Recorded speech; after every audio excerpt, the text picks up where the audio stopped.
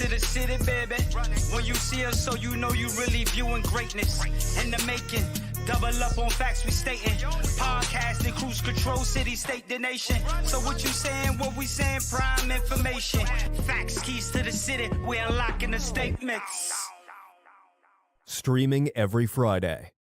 And ladies and gentlemen, we are back. Clovercrest Media presents Keys to the City. We're streaming on all social media platforms at Keys to the City. So comment, like, subscribe, share, or follow at keystothecity.com. Plus, you can check out clovercrestmedia.com where many more podcasts. And if you're looking to try to get involved in this field, check out clovercrestmedia.com or message the Joseph Aguirre at Facebook, Twitter, and all other social media platforms as well. Shockingly enough, we're not here to talk about any big free agency moves. The NFL had a quiet period, a little breather for the time being with this NFL free agency period / off-season period. There have been changes. We're going to get into it. It is the madness. We are officially down to the Final Four, and what a Final Four it is. Historic Final Four. The true blue bloods to me of college basketball right now. I know Kentucky will be in the conversation, but as of recently, these have been probably 4 of the bad bloods or the blue bloods of the entire college basketball season. Villanova especially. I say Villanova because they have delivered within the past couple of years, winning championships, Final Fours, and been consistent. And then you get Duke, North Carolina. Coach K, could be his final game, part 3, the trilogy. Duke UNC in the first time ever meeting in the Final Four. And then Villanova, Kansas, we'll talk about all that. We'll talk about the preview later on in the week. We'll be talking baseball. So much going on with baseball. We're going to be talking about Aaron Judge. We're going to be talking about a preview as well of this intriguing and pretty crazy baseball season also. But let's start off with this. Let's get into it. As we've been talking about, there's been a plethora of moves with the quarterback position this offseason. And you look at the moves, you see where they've gone. Teams have figured out that they have their quarterbacks in place. Well, there's only a few teams realistically in this NFL, Ted, that are, well, let's be realistic, uncertain of their quarterback situation. Ladies and gentlemen, one of those, believe it or not, is Daniel Jones and the New York Football Giants. And all we've been hearing this offseason is, well, we're going to give him a chance. We haven't given him really any chance the past couple of years because of the horrendous regime of Dave Gettleman and handling of his situation. But, Ted, are the Giants really fooling themselves with Daniel Jones, thinking, knowing the situation we are in currently in the NFL right now with the quarterback play, the Giants just fooling themselves with Daniel Jones? Trev, they've been fooling themselves since they drafted him 6th overall in the first round 3 years ago when you were like, what are the Giants doing? And we talked about this quick last time. We were like, okay, what do we want to discuss? You're like, well, I want to get into the Mara's comments. I want to talk to John Mara. I want to figure out what is, and I said to you, well, what do you expect him to say? As a Giant fan, what do you want John Mara to say? Yeah, he sucks. He's garbage. What do you expect? You have to show some contrition. You have to be able to have some humility and say, listen, we're going to give this kid another opportunity. We're not stuck with him. All right. We got to let him play out. We have no better options right now. If he gets hurt, we got a Tyrod Taylor in the background that might be better, but what that'll say to us in the future is he's not our future quarterback. You know, you told me you were telling me the stats last night, and this is how oblivious I am right now to this, that my mindset is so blurred of Daniel Jones last season. You're like, Ted, he actually had a decent season his rookie season. I was like, what do you mean? You're like, Ted, he had 24 touchdowns. He had 12 picks. He threw for 3,000. I was like, what? You're like, Ted, yeah, he had multiple games of 3-4 plus total. I was like, really? Because all my mindset says as a Giant fan is Daniel Jones sucks. Daniel Jones is one of the worst quarterbacks I feel like I've seen. And I know he's talented. I mean, but this is also the guy that, like, in my mind, when I close my eyes, I think about him running down the middle of the field against the Eagles and tripping on the blade. Like, that's like, this is, I think of Daniel Jones just getting sacked all the time, fumbling the ball, throwing picks. I think about the game last year. I close my eyes. First thing that thought in my mind just now was the Tampa Bay Monday night game where, like, I don't know where he's throwing the ball to. Oh, to the defensive lineman, yeah. For me, as an outsider, where I'm not there And I wish I was there. I wish I had the opportunity as a reporter or something where I could see Daniel Jones. I could see the progression and be like, listen, he's not as bad as what we see on Sunday afternoon or Monday Night Football. But that's where it matters the most, though. You can be the super. What was it? We used to call those guys in the practice players. They used to be those superstar players. Yeah, Yeah, I forgot what they the were called. heroes. Yeah. Here's the thing. I'd rather be the guy that was the kind of the slouch or whatever during the week, and then when Sunday came, I'm the superstar. Where it matters most, when the lights are the brightest. And maybe we're a little bit still stuck, kind of caught up with Eli Manning because of his consistency. I know Eli Manning had a lot of bad years, right? He did have bad years. But we have Super Bowls. We have a guy who didn't miss a game for over 15 seasons. You knew what Eli Manning was, and you knew Eli Manning seemed to be clutch in the biggest moments. Daniel Jones hasn't had that. It's something that we hope to see. And the only thing I would say is this: the Giants, talent-wise, is there for him to succeed. All right, we have a number one receiver, we have a number two receiver. We're going to have a veteran guy in the slot in Sterling Shepard. We're going to have a top-tier running back. We know we have to fix the offensive line. We've done a couple moves in free agency. We know, Trevor, and both you and me, when we do our mock draft, we'll have the Giants taking at least one lineman in the first round. Well, they've also said that it looks like the Giants are one of those picks, 5 or 7, if they were to stay at that point. One of them is going to be a tackle. It's just it doesn't know if it's going to be Neal, Cross, or Ike Ekwonu. We don't know which one it's going to be, but one of those guys should be a New York Giant, realistic. My thing about this whole situation, I'm going to relate it to 2 quarterbacks. It's one guy. Here's the one guy. The one guy is a guy that was also playing in the same state, was also a high draft pick, had all the talent. There was a lot of people saying he's going to be the next coming of this next superstar quarterback. Okay. And then he started struggling, really never got it going. But then people started making excuses for him. Well, he didn't have this and that. Well, he just got traded last offseason to another team with weapons in the NFC. I didn't see no progress. That man, his name is Sam Darnold. And here's my thing about Sam Darnold in the sense of, well, we knew how he was. It was a guy that the Giants were pretty, up until the draft night, were alongside one another. Well, we thought they were going to take Sam Darnold instead of Saquon. I mean, a lot of people, that was the thing, remember? My thing is that we always heard excuses. We've always heard, oh, Darnold's this. He could be really good. Okay, he's playing for the Jets. I get it. I understand. The Jets, realistically, let's be honest, the Jets have been a poorly run franchise for some time. It's just the truth. Sorry, Jet fans. It's just the truth. Okay, that's fine. Didn't really help him. Okay, he goes to another team. There's no excuse. Christian McCaffrey, you had DJ Moore, Robbie Anderson. You had weapons on that team in general. He struggled. My thing is, you can tell when a guy is just going to have it and when he doesn't. And I know, and the other quarterback I want to relate it to, because people will make the excuse for, and I don't want people to go ape shit because I'm going to name this guy and I'm going to put him in the same sentence as Daniel Jones, but I'm going to put it as Joe Burrow. And the reason why I'm saying Joe Burrow too is because of the factor that, well, Daniel Jones had the worst offensive line in football. Well, I get that. Understandable. I'm not disagreeing with that. Their offensive line has been garbage. Thank you, Dave Gettleman. Joe Shane has already improved this offensive line within a month better than Dave Gettleman did in 4 years. So I get that. Okay, I get it. There's no excuse with the, oh, well, Daniel Jones doesn't have weapons. I'm sorry. Kenny Golladay, believe it or not, up until last year, was coming into his zone and establish himself as one of the top receivers. Sterling Shepard, no, he gets a lot of injuries, but is a consistent slot receiver in this game.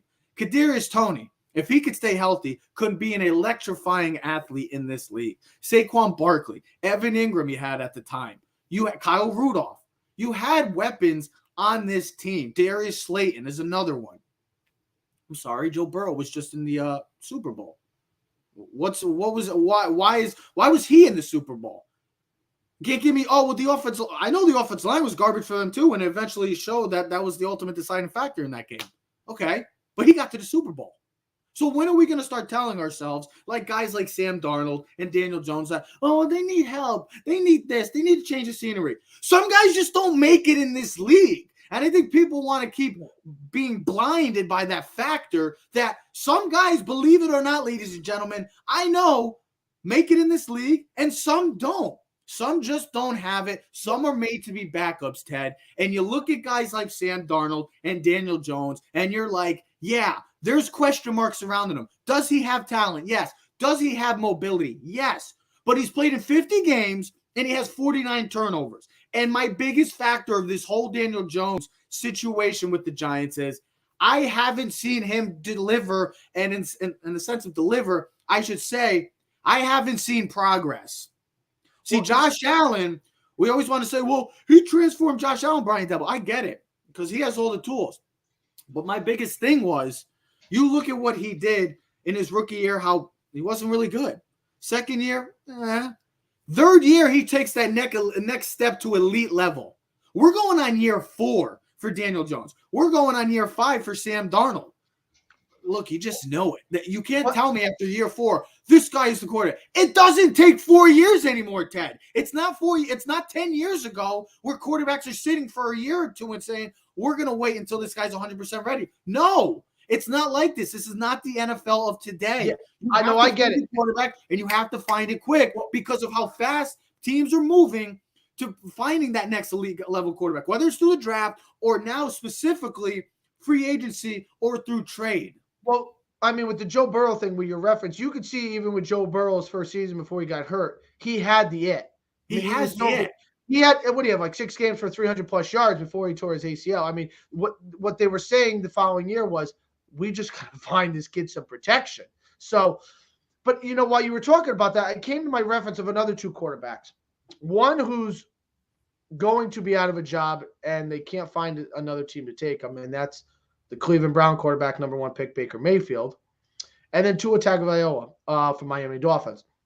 And I thought about those 2 quarterbacks when you're referencing quarterbacks, and it's like, all right, the Browns did everything they could to surround Baker Mayfield with talent. They gave him an unbelievable top offensive line. They gave him 2 star running backs. They gave him Jarvis Landry and Odell Beckham. They gave him 2 tight ends, and David Njoku and Austin Hooper that they traded for. So they gave Baker Mayfield every opportunity to succeed. Now, did he get them to the playoffs? Yes. Did he win a playoff game? Yes. Did they win the playoff game because of Baker Mayfield or in spite of Baker Mayfield? I would say the team surrounded him was the reason. He didn't hurt the case. He added to the case. Now, here's the reason. If he was good enough to be the quarterback of the future, right? And I know this is taken into another level, but here's the thing. He'd still have his job. He'd have the 5-year extension contract. We wouldn't be talking about Deshaun Watson. We would not talk about Deshaun Watson. Now, you could say, Ted, he opens his mouth. He's a punk. He's this, he's that. It doesn't matter. We've watched NFL football to know that if you can play the game at an elite level, I don't care if you shoot someone, stab someone, rape someone, beat someone, have 22 criminal civil cases. It doesn't matter. The NFL will find a spot for you, and you will become a star. It doesn't matter because what you do on Sunday between the lines is the most important part, not what you do outside, all right? We've seen that. That's why Baker Mayfield, why is there no market? Why doesn't a team want to trade for Baker Mayfield? Why did the Browns give Baker Mayfield an extension, right? I mean, why? You would say, well, we got pieces. He's just not good enough. He's not good enough. And I think the Browns looked at it, and we're not going to talk about the Browns, but the Browns look at it and go, well, look what the AFC West did. We got Josh Allen. Is Baker Mayfield going to beat out Derek Carr? Is Baker Mayfield going to beat out this guy? Is he good enough? Can he beat out? How about this? How about this? Hold on. Is he beating anybody in the AFC North? Well, here's the thing. You got to get to the playoffs first. Take the Steelers out of the question right now. We know they're in a transition between. But here's my thing. Trubisky can play good enough to beat Baker Mayfield out for a job, I think. I truly believe that. Trubisky led the Bears to a 12-4 record with Nagy, who everyone couldn't stand. All right? Yeah. Now he's easily the 3rd best quarterback behind Deshaun Watson and Joe Burrow and Lamar Jackson. Right? So you look at that and you're like, all right, well, we might not win the division. We're not going to get a wild card spot. What are we doing? We got all these talented players. We're wasting years. And then I look at the Tua thing. Now, the Tua thing is similar to the Daniel Jones thing where we're talking Daniel Jones right now, and we're going to talk more stuff about other teams and draft and whatnot, but we're talking pressure, right? And last year we were like, a little more pressure on Daniel Jones. Well, Daniel Jones has to just stay healthy and play a good season, and we'll see what happens with that. But I'm relating Tua because here's the thing. The Dolphins saw, all right, we got one more chance at it. We traded up last year. We got Jalen Waddle. We traded the farm for Tyreek Hill. We got 2 running backs. We brought in a new coach. We drafted one of the better left tackles in football. We'll probably draft some more offensive linemen, but we're going to give every opportunity for our young quarterback to succeed. And if he does it, goodbye to it. I appreciate that. Goodbye. See you later. I appreciate that. We know is you could say he's small. He doesn't have the arm strength. You're going to knock him all these other situations. But we're going to say this. Tua, you're just not good enough to be a Josh Allen. Here's the other because thing. if you don't, we went through this last night, one last thing. If you're not one of the 15 best quarterbacks in the league, and we did this last night, there's like 10 in the AFC, and then there's 5 in the NFC. And I put Dak at the back end. I put Matt Ryan at like the 15. You got to be at the Kirk Cousins level. You got to be at least there. Daniel Jones isn't even there yet. And as a Giant fan, that's disheartening because you see bits and pieces of it. It's just not a consistent enough. And that's the problem in the NFL and for the New York Giants going forward. Here's another thing. If you know you have an elite quarterback, sometimes no matter what the situations, the holes that you have, the weaknesses that you have, sometimes those quarterbacks and elite players overcome that. Like there's guys like Josh Allen, Joe Burrow, Patrick Mahomes. Even when sometimes those pieces aren't there, or those pieces are missing, or just in the sense of the team's just not working, those guys elevate the other players around them to another level. And that's why I say with the whole Daniel Jones thing, does Daniel Jones elevate the New York Giants? Now, is he the best option right now? Yes, 100%. We don't know if he's going to win the job over Tyrod Taylor, very similar to Miami with Tua. You got Teddy Bridgewater, who's a former starting quarterback in this league. Honestly, I wouldn't be surprised if both of those guys are the starting quarterback. My thing is that, yes, Daniel Jones has had an awful offensive line. Yes, he's had terrible coaching. Yes, he's had a terrible GM. I get that. But sometimes you just know if you have the guy. Like, you just see it. Like, Joe Burrow came into an awful situation with the Cincinnati Bengals. They've been a horribly run franchise as well. 2 years already. And we're already talking about the Cincinnati Bengals maybe getting back to another Super Bowl. Sometimes these guys just elevate the others. Justin Herbert. That's what I'm saying. Kyler Murray. And listen, I know you said this before, Trevor, and I'm going to go back to your reference before. This is not the 5-year program. Just like when NFL coaches get 5-year contracts. You don't get 5 years no more. You get 3. If coaches are getting fired after 2 seasons, specifically the Giants, then quarterbacks should be also not 4 years. Well, and it doesn't look at the quarterback situation and just ask me this question: if you're a GM, if you were the GM of the New York Giants, would it take you this long to realize that maybe Daniel Jones is not the guy? 4 years? You think that's enough time? Like, if you're the Giants GM and you see this, 4 years? Personally, I think you and me would say yes. We've seen enough. I don't need to see more. All we're doing, if otherwise, is making excuses. We'd say, well, he had a bad offensive line. But are they real excuses? Are they real? Yes. Here's the thing. Here's the thing. It is a real excuse that the offensive line sucks. All right. Yes. It's not his fault that Kadarius Toney got hurt. Sterling Shepard got hurt. Barkley tore his ACL. Evan Ingram can't catch a pass. But here's the other thing. I blame the offensive coordinator for not using the personnel right of getting the ball. I mean, you take Kyle Rudolph last year, but you don't use them. Not even. You spend $70 million on Kenny Golladay. He has no touchdown. You took a first round pick on a receiver. Well, here's the thing: if you're going to sign Kenny Golladay, let's throw him the damn ball. Let's find ways to get him the ball. Right? The Rams brought in Odell Beckham. They found ways to get him screens. Put him in the backfield. Put him in the slot. You put him in a bunch formation. You find ways to get. That's where offensive minds like Sean McVay and Andy Reid and Josh McDaniels know how to use their personnel. The Giants don't have a good offense coordinator. Can't remember the last time the Giants had a good offense coordinator. No, we run draws on 3rd and 8. That's what the Giants do. we don't use our personnel right. The offensive line sucks. But the quarterback, if you are good enough, which you have, going back to the original statement, if you're a quarterback and you are good enough, you can uplift your team around you. We've seen that before, all right? He doesn't have to be Mahomes, all right? I don't expect him. There is no Mahomes. There's no Josh Allens. There's no Lamar Jacksons. Those guys you want to try to put together, but they're their own category. There is no Lamar Jackson in the NFL. There is no Josh Allen. Hold on. There is no Mahomes. Justin Herbert's his own special talent, right? There is really no Justin Herbert, all right? But you got to be somewhere in between Kirk Cousins and them.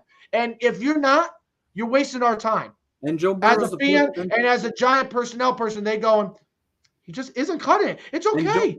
Nolan Rich said the Giants should trade for Baker Mayfield. I don't know if that's true. I don't think the Giants would ever do that because of his personality in New York, but who knows? It wouldn't be out of the question, but they already took Tyrod, so they're not going to trade. Now he also said, hold on one second. He said, well, why don't they draft Malik Willis? Giants are not drafting. They're not going to draft a quarterback while they have Daniel Jones. Now, if this the Jets should draft Zach Wilson too, because I'm not sure he's a certainty either. Let's not sit here and if you want to be like that, just draft and restart. I'm sorry. What have the Jets done? Congratulations, you win in free agency. Awesome. Don't you do that every year and you still finish 4-12 and 5-11? Good for you, Jet fans. Bravo. Just like your Mets too. You're the same people. I'm sick of the Jet fans. I'm sick of it. Stop your hate. It's just I think they won something because listen, I get where he's coming from. Malik Willis is probably more talented than Daniel Jones. Probably will be a better quarterback in the pros. But you can't draft Malik Willis and still have Daniel Jones on the team. And Tyrod. Yeah, because then the Giants should have cut Daniel Jones or traded him. Yeah. So the Giants, I understand him saying, hey, Malik Willis is probably a better quarterback, more talented than Daniel Jones, but you can't draft him right now and keep Daniel Jones. So then you're wasting your time. You have to move on from now. If this was his last fifth year, right? Like this was his fifth year, and they were thinking about the future or a veteran, then I could draft Malik Willis next year, or I draft one of the quarterbacks next year. But at this present time, you can't draft a quarterback in the first round still having Daniel Jones because it doesn't set you up for success. Then what the hell what are you doing with Daniel Jones on your roster then? That's my question. What would you do with Daniel Jones on the roster with Tyrod Taylor if you're going to draft Malik Willis? What? Sit Malik Willis? What? As a third string? You don't keep three quarterbacks no more. You don't. It doesn't make sense. And it's part of the reason why the Packers situation when they drafted Jordan Love never made sense because they thought Aaron Rodgers was done when really he hasn't been done. He's won 2 MVPs since. Yes, I do know the Giants and Jets have had the same record because they're both garbage. I do know the Giants are garbage. But you put them together, they make one big trash can. Yeah, they're one big trash can. That's the thing. We know the Giants have been god awful. I don't know if you still watch Jet games, but I wasn't watching the Giant games last year. That's how bad it got. I know how bad the Giants franchise is. I would trade Bradbury for a 4th and 6th. Let's not sit here as a Jet fan and say, oh well, we're gonna be fine. Well, they're the Jets. There's a reason why they haven't won a Super Bowl in over 50 years. So they're the Jets. That's the reason. My thing, Bradbury, I think he's gonna get traded, and that's what adds another draft pick. But my thing about the whole Daniel Jones is just a quick thing is if you're just not good enough, you just see it. You shouldn't be and I think the Giants do this way too often. It must be a New York thing because the Yankees have done this with players. The Giants did it with Eli. And look, I love Eli, Ted. You know how big of an Eli fan I am, but you knew that his time was over, but they were still feeling and pushing it to the fan base that yes, this guy is we can still win with him. No. It's like the same thing with Daniel Jones. People are these Giant fans, I understand. We want Daniel Jones to succeed because if he succeeds, the New York Giants succeed. I'm not sitting here and saying, oh, I want Daniel Jones to be awful. No, I don't want that. I want the Daniel Jones to kill it. I want him to go take Josh Allen's next step and become an elite quarterback and win a Super Bowl because that's for the Giants. I'm a Giant fan. That's ultimately what I want. So, but when you just look at the tape, you look at the games, you just sit here and you're like, how can you sit here and be like, oh, yeah, that guy's good enough for the Giants? No. And don't use the offensive line excuse. I know that, but there's not – look, there's teams that have – many teams around the league have from average to below average offensive lines. There's only really a few couple deals or offensive lines in this league that are elite. Giants don't have one of them. I get that. So my thing is don't use that as an excuse because we just saw a guy that had that got to the playoffs, got to the championship game, the Super Bowl, winning a game this postseason by getting sacked 9 times. That just doesn't happen. If you have a quarterback that's elite and that good enough, you know. And for the Giants to still be answering, I think we have the right guy. You're just giving your answer right away saying, we think, but we're not 100% sure. In this league, especially right now with the way the quarterback play is such at an all-time high level, you need to know. You can't be thinking. Because in this situation, thinking's not the right answer. You need to know. You need to be certain. And the Giants aren't certain. That's why they're in the same situation as they are, once again. Another year, another uncertainty offseason for the New York Giants surrounding their quarterback situation. We'll see what happens. We're going to talk all about the Giants. We're going to be talking about much more NFL draft. We're going to be having the NFL, our mock draft 2.0 coming out within next week. So only this less than a month away, Ted. The NFL draft is less than a month away. Cannot wait. But let's get into another NFL topic that, well, a lot of people were complaining about. And let's be honest, we all know why. Because we witnessed, to some, maybe the greatest game in NFL history, if not one of the greatest games in NFL history. One of the probably the craziest NFL game I've ever seen. That ended in well, you know the results. It was a result that maybe fans to this day are still upset about. And, well, the NFL did something that they've been doing for the past couple of years. We always talk about baseball and how they're trying to maybe change the game for the better of the fans. Well, is this better for the NFL? Is this better for the fans, Ted? The NFL changing the overtime rules from the NFL overtime rules will be the same in regular season, but in the postseason, each team will now get a possession, no matter what, if it's a touchdown or a field goal. Ted. I told you before this topic. I said short term. I think it's a good call. It's the right call. In the long term, I don't know. I think we'll have to see how it plays out. I'm glad they did it in the postseason. Here's what I would say to this. We're kind of still – the reason of this change was because of that Bills-Chiefs game.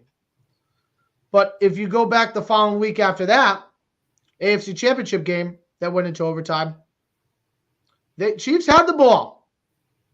Patrick Mahomes threw a pick, and the Cincinnati Bengals won. What I would say to the people you mean defenses can stop them? Well, here's the thing. The Bills had 13 seconds to make a stop.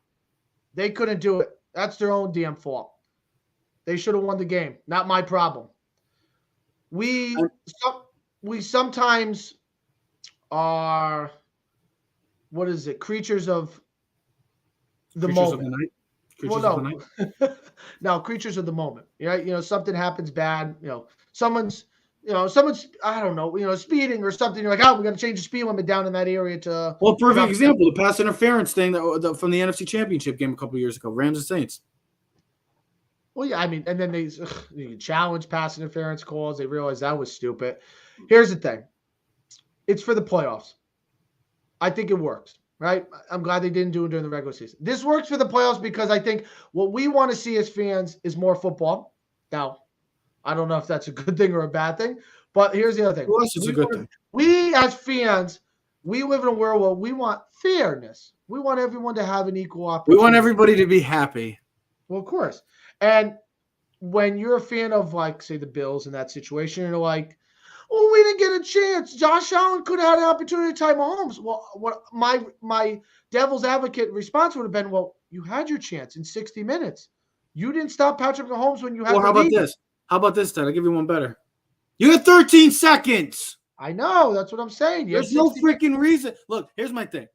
Am I ticked off? Listen, don't get me wrong. I do like it. I think it works for the playoffs. I think it's best for both, for the fans. Well, since the 12 game. What I would say, though, is this. It's tricky now because the way you strategize in the NFL is you knew beforehand what your down and distance and what your scenario is. You get the ball first. Ted gets the ball first, goes down the field. It's 3rd and 4. He doesn't get it. What do I do depending on where the ball is? Do I go for it? Do I kick it? Now I kick it, or say I score, right? So I just score on the first drive, right? And I score on a normal drive. 1, 2, 3, 1, 2, 3, whatever. Never get to a 4th down.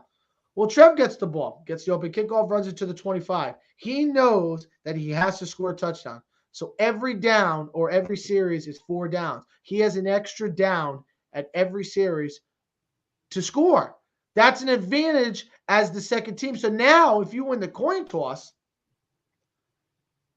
you don't want to take the ball no more first. I'd want to take the ball second. That's strategy now because, one, you can stop them and pin them and get the ball back and just score and win the game. Second, if they kick a field goal or score a touchdown, you know you got an extra down in possession. It's going to give you that advantage defensively and offensively to know that you have an extra opportunity. Imagine if you knew that you had an extra opportunity to do something, whatever it is, you choose. You had a second chance. Like you could screw up and say, don't worry about it. We know we have one more opportunity. So I'll try this scenario. And if it doesn't work, I'll try this one. At least I know I have two opportunities. Instead of saying, well, I got one shot at it. What is my decision? My whole thing about this is I'm okay with it. I'm okay with the change. I'm glad they didn't change in the regular season. I'm glad they made the overtime change. But let's be honest. I mean, you got to stop. You got to play defense. I mean, this is just another addition and a plus. I would say a pro. No, this is a subtraction to the defensive game of that's the what NFL. I'm saying. No, it's an addition for the offense. It's an addition for the fans. It's a subtraction in the sense of the defense because it's just taking away that now more of this defensive game, which we used to always talk about. Now it's just an offensive league, and I think this is just adding to that point. It's a decision that we'll see if it pans out.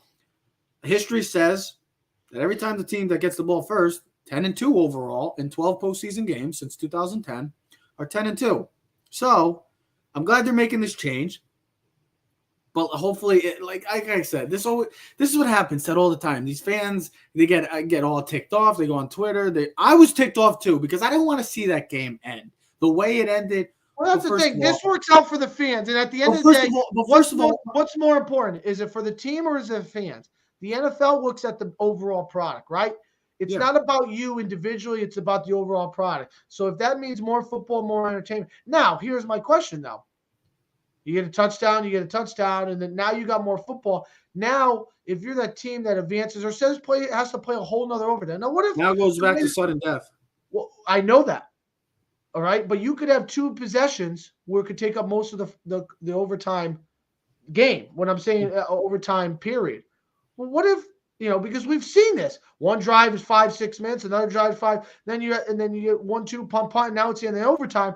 Now we got to go to second overtime. And if I'm that team that scored first, and then we end up winning the game at the end of the first overtime, but I almost played an extra 15 minutes, it's going to have an effect on my winning team the following week in the postseason. Yeah. We give the people what they want. Hey, listen. Give them what they want. Listen, Jack, you're right. That's what the people want. We want more football. We don't care about these athletes. As long as we see football on Sunday, we don't care. That's the truth. We don't care. We pretend like we care. We don't care. He just wants to see the Eagles win. That's it. Listen. They're in a good position right now, but they're in a situation similar to the Giants in the sense of their quarterback. They need to figure out if they're going to believe in Jalen Hurts or not. Time will tell on that. That's why they're one of the few teams as well. I mean, just seeing this offseason, how everything's been going in general, he's out of his mind. My thing is that this offseason is an offseason just like the NFL playoffs. Let's be honest. These NFL playoffs is going into the NFL offseason has been without question the craziest 3 months that I can ever remember in the game of football. And I've been watching it for a long time. Ted, I know you're older than me. You've been watching longer than me. But to see these past 3 months, realistically, that's all it's been. It's been 3 months of just absolute chaos. And to see what's going on, the changes, I hope this overtime rule works. I feel like it will. I'm excited to see how it goes forward moving into next season's postseason. And then we'll be talking about more. There's just so much going on right now. The March Mat. We got the Final Four weekend. We got women's and the men's tournaments coming to an end soon. We'll see what happens with that. Cannot wait to talk about that as we have, to me, I feel like this is one of the more exciting Final Fours that I've ever seen just because of who's in it. You get bad blood. You get the bad bloods. You get the true blue bloods of the NCAA college basketball world. I can't wait for it. We're going to be talking more NFL. Plus, we're going to be having Joe join us talking New York Yankee baseball and baseball as well, because we're going to be having a preview show. Is it the Dodgers title to lose? All of that. What's going to happen with the Yankees? Are they done shopping people around if they're done with moves? But it's a good time to be a sports fan, ladies and gentlemen. That's all I got to say. That's all I'm going to close. Unless if you're a Laker fan. By the way. God. Just stop putting them on TV. It's a very simple solution. But we will be back at the end of the week discussing all of that and many more. But like I said, you can check us out at all social media platforms at Keys of the City. So comment, like, subscribe, share, or follow, or check out clovercrestmedia.com for many more podcasts. Or if you're trying to get involved with this field, you can hit up the Joseph Aguirre at Facebook and all other social media platforms. Clovercrest Media presents Keys of the City. We are out. Yeah. Keys to the city, baby. When you see us, so you know you really viewing greatness in the making. Double up on facts we stating. Podcasting, cruise control, city, state, the nation. So what you saying, what we saying, prime information. Facts, keys to the city, we unlocking the statements. Streaming every Friday.